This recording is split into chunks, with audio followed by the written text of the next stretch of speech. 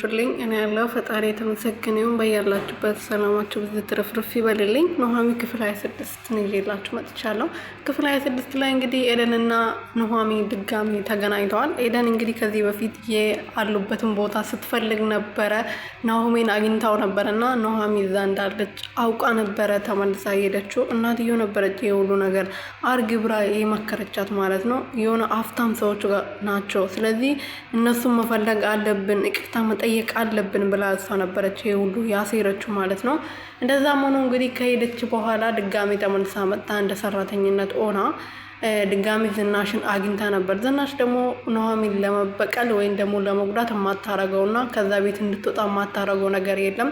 የኑሃሚን እህት ነኝ ስትል ሳታንገራግር ነበር ሰራተኛ አርጋ ወደ ቤቷ ያስገባቻት ማለት ነው። ወደ ቤቷ ስታስገባት እንግዲህ በጣም ነበረ ደስ ያላት። ምክንያቱም ኑሃሚን መጉዳት ትፈልጋለች። ከዛ ወደ ቤት ገብታለች ማለት ነው። አሁን ከዝናሽ ጋር ተመካክሮ እህቷ እንደሆነች እሷን ለመበቀል አንድ ላይ ተባብሮ ከአምራን ጋር ተባብሮ ሶስቱ እንግዲህ ኑሃሚን ለመጉዳት እዛ ቤት ናቸው ማለት ነው። አምራንም ኤደንን አግኝታ ነበረ እና አሁን ይሄ ለኑሃሚን በጣም ከባድ ነው የሚሆነው። ሶስት ሆነው አንድ ላይ ልጎዷት ነው ማለት ነው። በዚህ በኩል ደግሞ ኤርሚያስ አለ። ኤርሚያስ ደግሞ ሀንቾ እንድትጎዳ አይፈልግም። እሷን ለመጠመቅ ብዙ ነገር እያረገ ነው፣ ግን ብዙ ነገሮች ተደራርቦበታል። በዚህ በኩል ኤደን አለች፣ በዚህ በኩል ዝናሽ አለች፣ በዚህ በኩል ደግሞ ሀምራን አለች ማለት ነው። ከየትኛዎቹ እንደሚጠብቅ እንግዲህ ፈጣሪ ይሁንለት።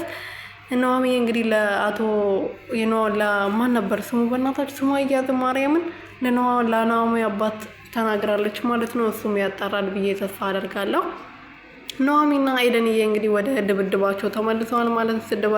ሲደባደቡ ግን በነገራችን ላይ በጣም ነው ደስ የሚለኝ ማለት ነው። እንደምን እንደሆነ አላውቅም።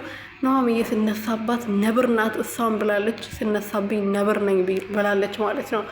እንግዲህ ኤደንን በጥፊ አጋጭታታለች ማለት ይሄ ናፍቆሽ ይመስለኛል ወደዚህ ቤት እኔ ያለሁበት ፈልገሽ የመጣሽው፣ ስለዚህ ይሄን ነገር ደግሞ በየቀኑ ትቀምሻለሽ ከዚህ በኋላ ብላታለች ማለት ነው።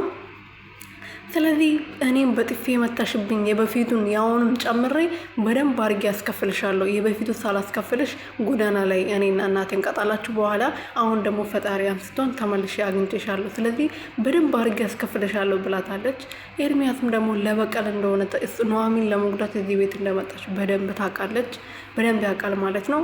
እዚህ ቤት የመጣሽው ኑሃሚን ለመጉዳት ከሆነ ደግሞ ነው ሲጀመር እርግጠኛ ነኝ እንጂ ሰራተኝነት ፈልገሽ አይደለም እዚህ ቤት የገባሽ። ስለዚህ በደንብ የሚመጣብሽን ነገር ለመቀበል ተዘጋጂ፣ እኔን ደግሞ በደንብ ታውቂኛለሽ ብሏታል።